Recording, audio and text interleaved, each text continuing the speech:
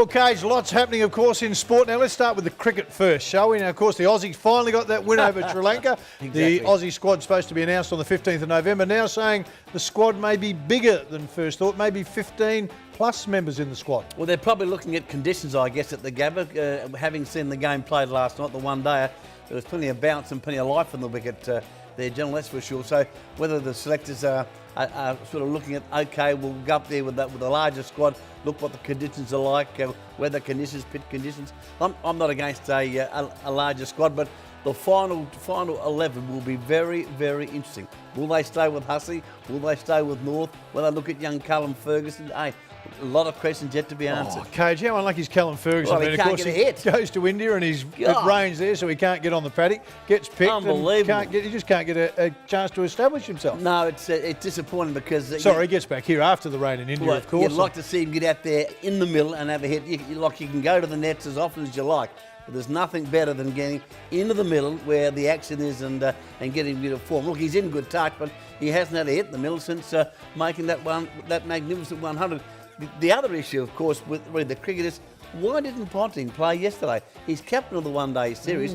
I must confess, I was unaware that the game, Tasmania's next Shield game, doesn't start until next Wednesday. Well, play Sunday. He's still got 3 days before that game starts. So the captain not playing, look, that is a strange move. Does he need to play, Coach? Different format. I mean, we talk about it all the time.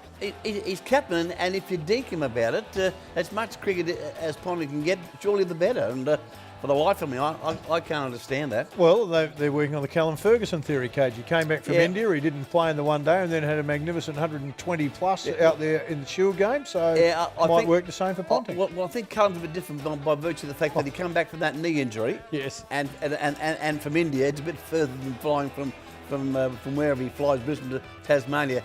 You're going to shoot me down no matter how I stick up for him. No, not at all. But as I said, initially I thought the Tasmanian game started on the Monday, but it doesn't start until Wednesday, and I thought that would have been plenty of time.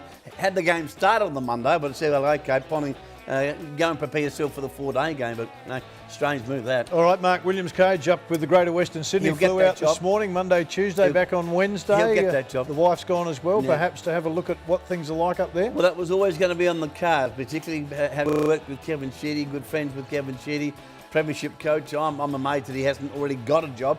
Having said that, I think he'll be an absolute certainty to go to Greater Western Sydney if he wants to. I think it'll come down to that, General. Yep, I agree with you. I think it will be. You're right, he was with Sheeds. I think it was 95, 96. He was an assistant, so he's got a great relationship. That's been maintained over time. No question. You could see him going in there, Cage. Sheeds coached the first couple of years, and then Mark take over when Sheeds had enough. It'd be a super opportunity. Nice 4 or 5 year job, would it be? It is. It's a great in for Mark Williams.